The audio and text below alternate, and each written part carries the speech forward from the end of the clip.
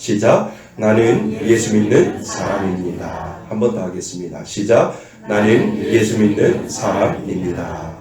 아멘. 나는 예수 믿는 사람입니다. 라고 하는 제목으로 2019년 이제 저희들 마지막 제주, 다시 돌아오지 아니하는 2019년 12월 마지막 제주를 저희들이 보내고 있습니다.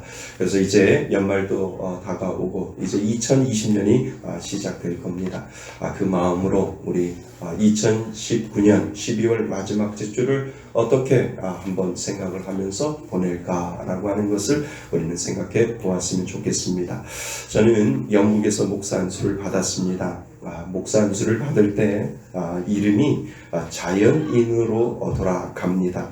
그래 자연인 상태에서 목사 안수를 받게 되지요. 이것은 무슨 말이냐 하면 그동안 제 이름을 가지고 있었던 모든 명칭이나 직함이나 직분들을 모두 다 내려놓고 목사 안수를 받을 때는 자연인 상태에서 목사 안수를 받게 됩니다. 그러니까 김기성 씨가 됩니다. 그래서 오늘 김기성 씨가 하나님의 소명을 받아 목사 안수를 받게 되어 김기성 목사가 되었습니다. 라고 이렇게 선언을 할 때 이 자연인 상태에서 이제 목사라고 하는 직분을 받게 되는 거죠. 그래서 김기성 씨가 김기성 목사로 되는 것입니다.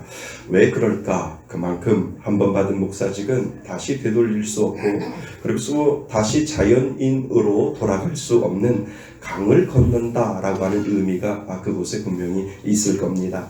그래서 평생 하나님 나라 갈 때까지 목사로 살다가 가는 것입니다. 그래서 목사 직분을 받을 때도 정말 신중하게 받아야 하고 그리고 늘 목사라고 하는 의식을 잃지 아니하고 그 소명을 주님 앞에 갈 때까지 다 하면서 살아가는 직분이 바로 목사라고 하는 직분입니다. 사도 바울 하면 우리가 예수를 교회를 잘 다니시는 분들은 사도 바울을 잘 알고 있을 겁니다. 그 사도 바울이 예배소라고 하는 지역에서 열심히 예수 믿고 살아가는 사람들에게 위로와 격려의 편지를 보낸 것이 바로 오늘 우리가 읽은 에베소서라고 하는 편지입니다. 이 에베소서에 그가 편지를 보내면서 예배소에 있는 사람들에게 보내는데 오늘 성경에 보면 예배소에 있는 누구에게 편지를 쓸까요? 오늘 성경에 보면 예배소에 있는 성도들에게 편지를 쓰고 있는 것을 우리는 보게 됩니다. 성도들이라고 하는 사람들에게 그냥 사람들에게 편지를 보내는 것이 아니라 예배소서 1장 1절에 나와 있는 거 보면 성도들이라고 되어 있습니다. 그러니까 예수 믿는 사람들은 기본적으로 우리는 성도라고 부르지 않습니까?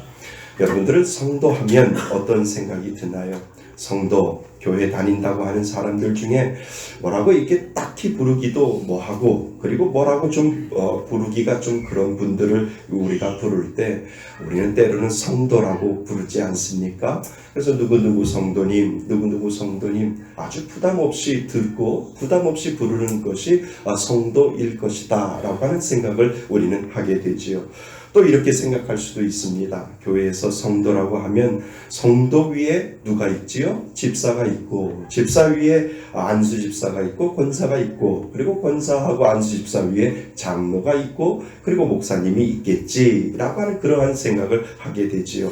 그러니까 그렇게 생각하다 보면 성도라고 하는 개념은 가장 밑에 있기 때문에 부담 없고 아무 생각이 없이 누가 나에게 성도라고 부르면 그냥 나는 성도야 라고 이렇게 생각을 할 때가 많이 있습니다.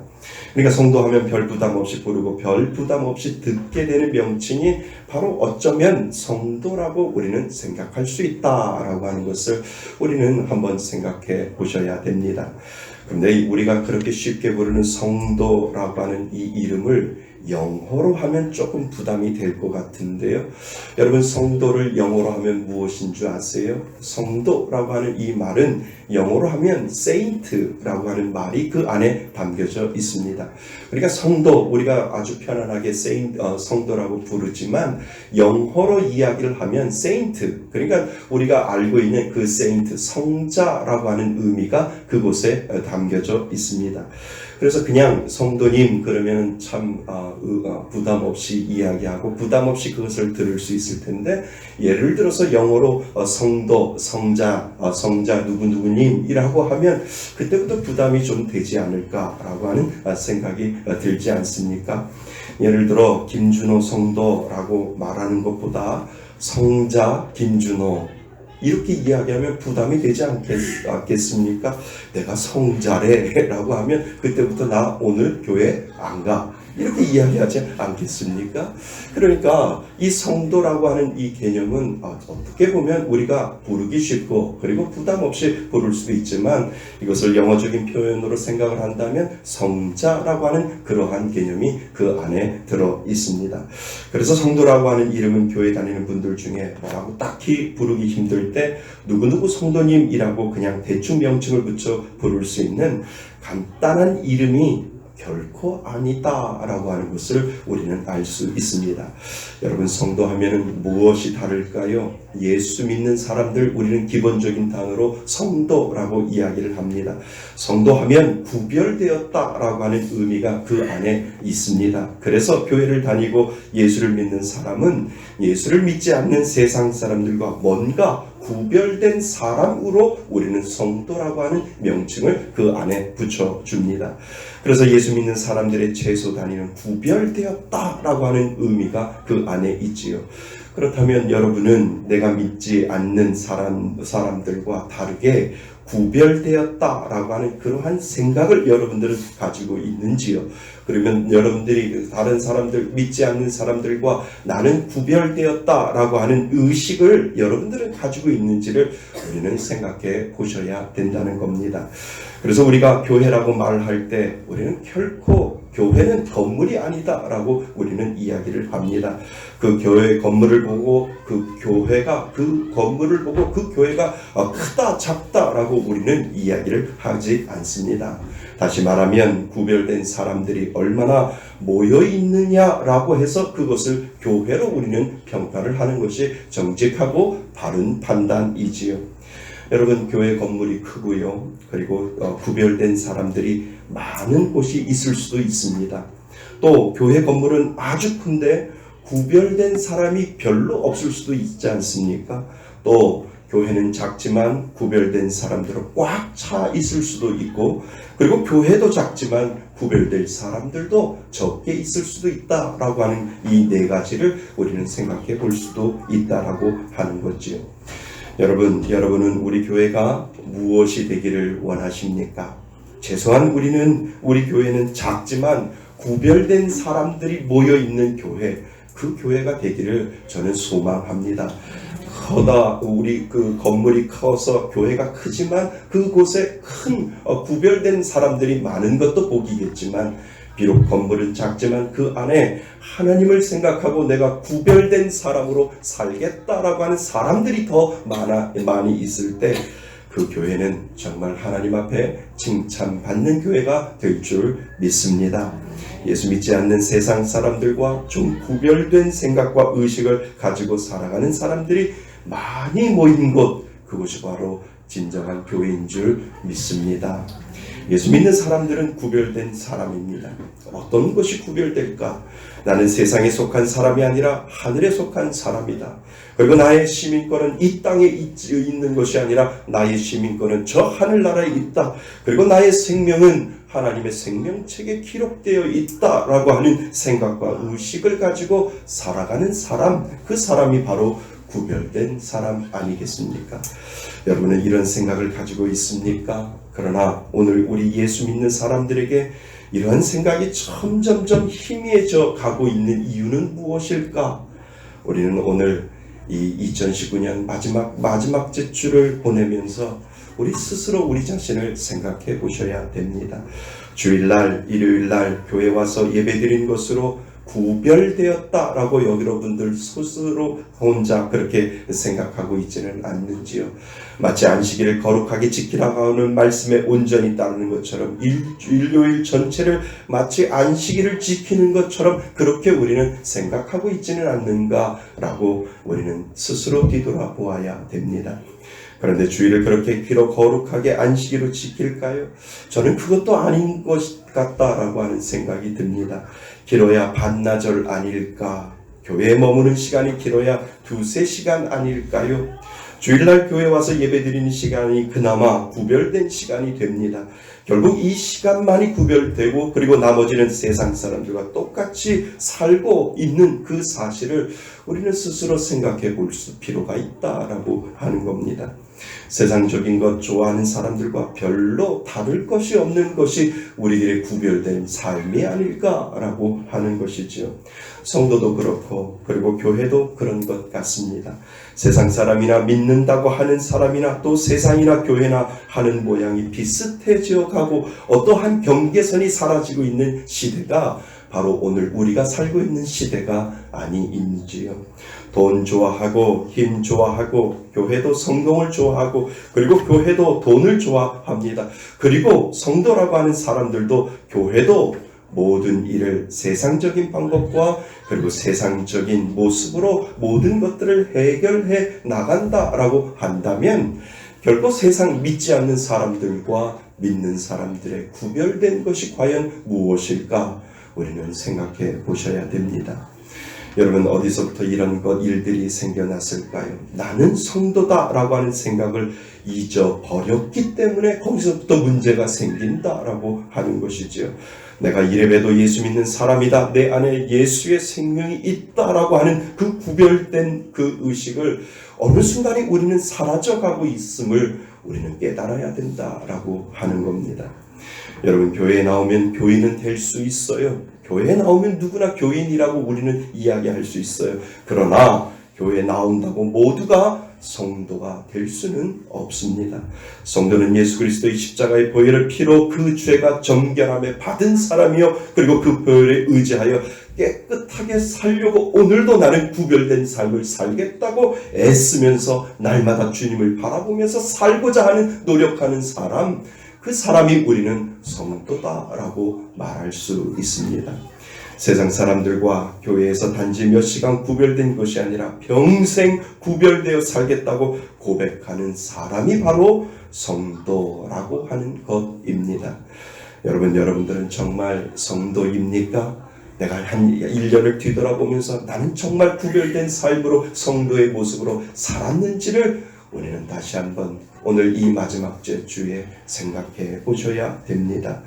여러분은 교회만 다니는 교인인가요? 아니면 나는 하나님 구별된 사람으로 오늘도 살았습니다 라고 하는 그 성도의 모습으로 살고 있는지를 오늘 하나님은 저와 여러분들에게 물어보고 계십니다. 오늘 사도 바울은 그 성도를 부르고 있습니다. 정말 여러분 내가 성도인지를 다시 한번 생각하고 하나님 나는 성도입니다 라고 하는 그 믿음의 고백을 하나님 앞에 올려드릴 수 있기를 바랍니다. 자, 그러면 그 성도의 특징이 무엇일까? 우리는 생각해 보셔야 됩니다. 자, 에베소서 1장 1절을 우리 앞에 보시면서 다시 한번 읽어보겠습니다. 시작. 하나님의 뜻으로 말미암아 그리스도 예수의 사도된 바울은 에베소에 있는 성도들과 그리스도 예수 안에 있는 신실한 자들에게 편지하오니. 아멘. 자, 에베소에 있는 누구라고요? 성도들과 라고 되어 있고 그리고 예수 안에 있는 누구요? 신실한 자들이라고 분명히 우리들에게 이야기를 하고 있지요. 여러분 신실한 자들, 성도는 명칭이라고 말한다면 신실한 자들은 그 성도의 성품을 지금 말하고 있다는 것이죠. 그러니까 성도의 특징은 신실함입니다.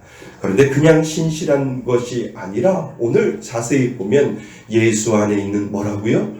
예수 안에 있는 신실한 자들이다 라고 우리들에게 이야기를 하고 있습니다. 그렇다면 그 신실함은 무엇일까? 간단히 말하면 예수 믿기 때문에 그 사람을 믿을만 하다라고 우리는 말하는 것입니다. 예수를 믿기 때문에 신실하고 예수를 믿기 때문에 믿을만하고 그리고 예수를 믿기 때문에 실만하다라고 하는 그 사람이 예수 안에서 있는 신실한 자다라고 우리들에게 지금 가르쳐주고 있습니다. 그렇다면 오늘 저와 여러분을 포함해서 예수 믿는 사람은 정말 믿을만한 사람인가? 정말 신뢰할 사람인가? 신뢰할 만한 사람인가? 라고 스스로 우리가 물어본다면 그것도 아닌 것 같습니다. 그러한 것들이 점점점 사라지고 있는 시대에 우리는 살고 있지요. 객관적으로 볼 때 예수 믿는 사람이라고 하면 그것이 보증수표가 되는 그때가 있었습니다. 저 사람은 예수 믿는 사람이기 때문에 확실해. 저 사람은 예수 믿는 사람들에게 누가 뭐라 그래도 저 사람만은 변치 아니하고 저 사람만은 믿을 수 있어 라고 할 때가 분명히 있었다라고 하는 것이지요. 그런데 어느 순간부터 예수 믿는 사람들 믿을만 해 라고 하는 그 사실조차도 점점점 희미해 가고 있는 그러한 삶 속에 우리는 살아가고 있다라고 하는 거지요. 한 번은 서울 경찰청에 가서 제가 지난번에도 말씀드렸듯이 설교한 적이 있습니다. 그 이후로부터 계속해서 저에게 경찰청 출입증과 그리고 경찰청에서 발행하는 어떤 요만한 명찰을 저에게 발급해 주고 있습니다. 그것을 받아들고 어른 목사님에게 여쭈어 보았습니다. 이것은 어디에 쓰는 물건입니까? 라고 그 명찰을 들고 어르신 목사님에게 물어보았지요.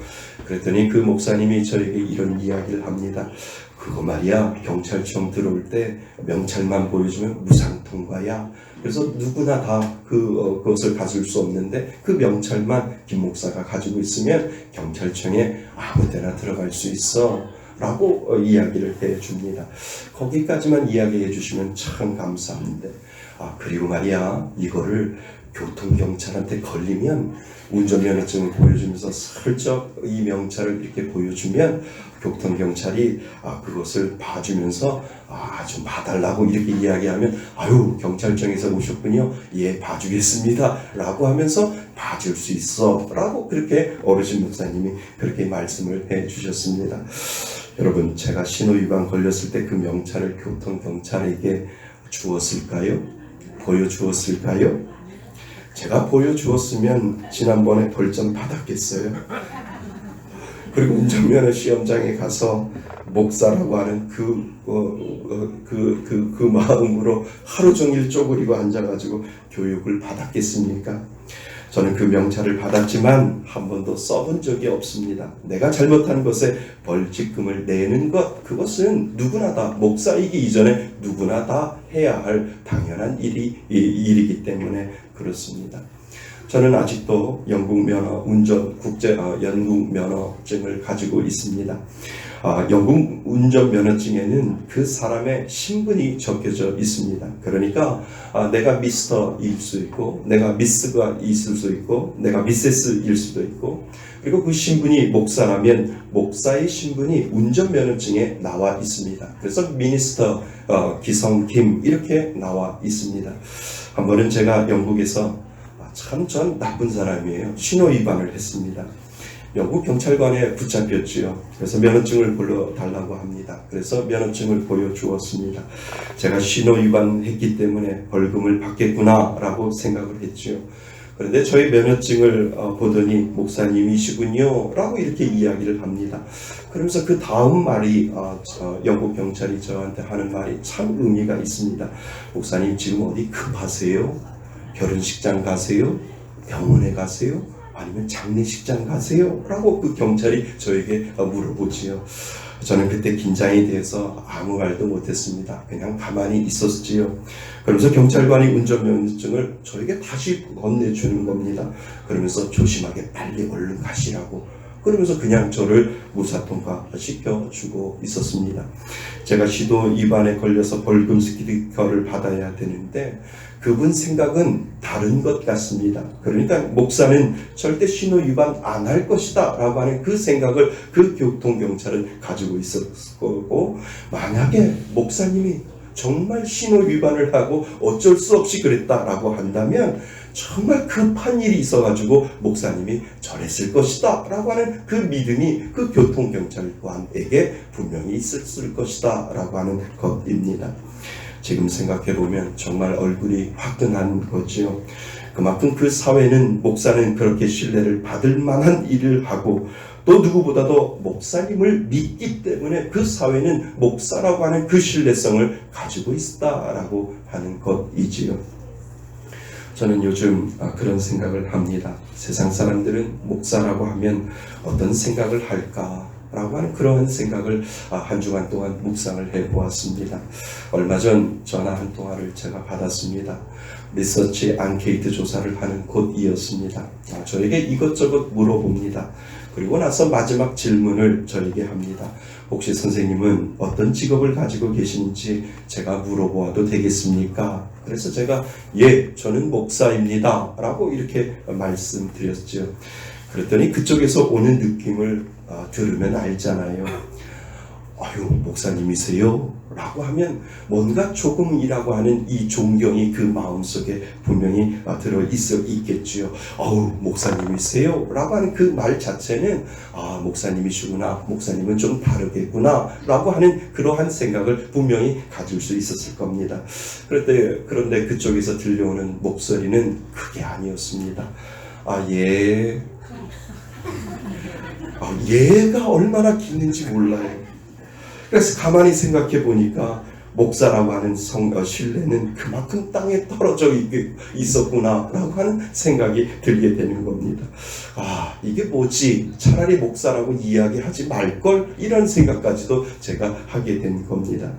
그러면서 생각하는 것이 과연 요즘 예수 믿는 사람은 믿음만 한가? 정말 예수 믿는 사람, 나 예수 믿어요 라고 이야기할 때 그 예수 믿지 않는 사람들이 예수 믿는 사람들을 과연 어떻게 생각할까? 라고 하는 것까지 생각을 하게 됩니다. 여러분들은 정말 밖에 나가서 나 예수 믿는 사람이에요, 믿어도 돼요? 라고 그런 말을 여러분들은 떳떳하게 하실 수 있는지요? 아니면 교회만 오면 성도가 되고 교회 밖에만 나가면 성도가 아니라 자연인으로 여러분들은 살고 있는지 우리는 스스로 생각해 보아야 합니다. 여러분, 신실하다고 하는 것은 믿을만하다라고 하는 것이고, 그리고 그 사람에게 예수의 인격이 나타나고, 그리고 그 사람에게 예수의 성품이 그래도 조금이라도 예수 믿는다라고 하는 그 성도 안에 그 예수의 인격과 예수의 성품이 드러나는 사람, 그 사람이 바로 예수 믿는 사람 아니겠습니까? 사실 이러한 사람이 구별된 성도다라고 우리는 말할 수 있어요. 세상과 구별되어 살아가고자 하는 사람입니다. 오늘 사도 바울은 에베소에 있는 성도들에게, 그리고 그 신실한 자들에게 오늘 편지를 쓰고 있는 이유가 바로 거기에 있는 겁니다. 당신들은 성도이고 당신들은 그리스도 안에서, 예수 안에서 신실한 자인데 그 신실한 자들에게 나는 오늘 편지를 씁니다 라고 하는 그 사실을 처음 에베소서를 시작을 할 때 이 사도 바울은 그 편지를 써내려가고 있는 것을 우리는 마음속으로 생각해야 한다는 것이죠. 여러분, 사실 나사렛이라고 하는 동네에 예수라고 하는 청년이 33년을 살다가 간 그 사실만 가지고 그 청년 예수의 도를 전하는 그들에게 얼마나 그들에게 힘이 생겼을까? 우리는 정말 그들에게 어떠한 힘이 있었는가라고 생각을 할 때 의문을 품지 않을 수밖에 없다라고 하는 거죠. 그렇지만 예수님이 이 땅에 오셔서 30년의 삶을 살고 3년의 그 공생애 동안 그 많은 것들을 다 쏟아붓고 갔을 때 그들의 마음속에 세상의 로마가 나를 엄습해오고 세상의 모든 것들이 나를 엄습해온다 할지라도 예수의 그 사랑의 도를 나는 그 사랑의 도를 나는 전하며 살 수 있다라고 하는 그 강한 힘이 그 에베소 성도들에게 분명히 있었다라고 하는 겁니다. 예수를 믿는 그 신앙이 그 모든 것들을 덮을 수 있을 만큼 그들의 마음속에 나는 성도요, 나는 예수 안에서 신실한 자입니다라고 하는 그 자부심을 가지고 살아가는 그 모습을 우리에게 오늘 가르쳐주고 있습니다. 로마 전체를 뒤엎을 만한 구별된 성도의 삶과 신실함이 그 에베소 성도들에게 분명 있다라고 하는 거죠. 여러분, 우리가 예수 믿는 예수와 그 당시 예수를 믿는 사람들과 우리는 좀 다른 것 같지 않습니까? 그 당시 에베소에서 예수 믿는 사람들은 아주 소수였습니다. 그렇지만 소수였지만 그들에게는 힘이 있었습니다. 힘이 있었기 때문에 그 모든 것들이 엄청 많은 세력들이 온다 할지라도 그 소수의 힘이 모든 것들을 덮을 수 있는 그 능력을 하나님이 그들에게 분명히 넣어주셨다라고 하는 거지요. 사랑하는 성도 여러분, 여러분들 마음속에 이 마음이 있었으면 좋겠습니다. 이 능력이 여러분들 삶 속에 있기를 바랍니다. 정말 교회만 다니는 교인이 아니라 하나님, 나는 오늘도 구별된 성도요, 하나님 앞에 온전히 신실한 성도로 오늘도 성도로서의 자리매김을 하며 살겠습니다라고 하는 이 믿음의 고백을 하나님 앞에 올려드렸으면 좋겠습니다. 사랑하는 성도 여러분, 오늘 2019년 마지막 주일을 보내면서 예수님은 저와 여러분들에게 묻습니다. 넌 정말 얼마나 구별된 성도로 살아가는가? 라고 예수님이 저와 여러분들에게 오늘 물어보고 있습니다. 너는 정말 예수 안에 있는 신실한 자인가? 라고 오늘도 저와 여러분들에게 이 마지막 날 2019년도에 예수님이 저와 여러분들에게 물어보실 때, 예수님, 저는 성도입니다. 예수님, 저는 오늘 죽어도 한 예수님을 믿을 수 있는 그 믿음이 제 마음 가운데 있습니다 라고 하는 그 믿음의 고백을, 나는 신실한 성도입니다 라고 하는 그 믿음의 고백을 예수님에게 올려드릴 수 있기를 바랍니다. 여러분, 정말 진정한 성도가 되실 수 있기를 바랍니다. 그리고 정말 예수 안에 신실한 사람이 되실 수 있기를 주님의 이름으로 축원드립니다. 여러분, 내가 성도가 되려고 하고 그리고 신실하려고 하면 하나님은 내 안에 분명히 일하시는 줄 믿습니다. 그리고 하나님은 분명히 저와 여러분 안에 그 능력의 힘을 보여주실 줄 믿습니다. 그래서 그 성도라고 하는 그 이름에는 힘이 있는 줄 믿습니다. 그 성도라고 하는 그 이름 안에는 능력이 있고, 그 성도라고 하는 이름 안에는 하나님의 놀라운 역사가 그 안에 있는 줄 믿습니다. 나는 예수 믿는 사람이다. 결코 우스운 이야기 아닙니다. 결코 쉬운 이야기가 아닙니다. 그 가운데는 성도라고 하는 의미가 들어있고, 그 안에는 예수 때문에 나는 오늘도 신실함을 지켜야 된다라고 하는 의미가 분명히 거기에 있는 줄 믿습니다. 그래서 예수 믿는 사람 되시기를 원합니다. 정말 말로만 예수 믿는 사람이 아니라 누가 뭐라 해도 나는 예수 믿는 사람입니다 라고 하는 그 믿음의 고백을 하나님 앞에 올려드릴 수 있는 저와 여러분이 되시기를 바랍니다. 우리 한번 따라해 볼까요? 나는 예수 믿는 사람입니다. 나는 예수 믿는 사람입니다. 그러면 세상이 안 넘어가요. 더 크게 하셔야 돼요. 그리고 더 강하게 하셔야 돼요. 한번 해보겠습니다. 나는 예수 믿는 사람입니다. 시작. 나는 예수 믿는 사람입니다. 아멘. 우리 이제 손을 들고, 너무 작습니다. 다시 시작. 나는 예수 믿는 사람입니다. 아멘. 그 은혜로 정말 2020년도에 희망찬 예수 믿는 사람으로 살아가시기를 주님의 이름으로 축원드립니다.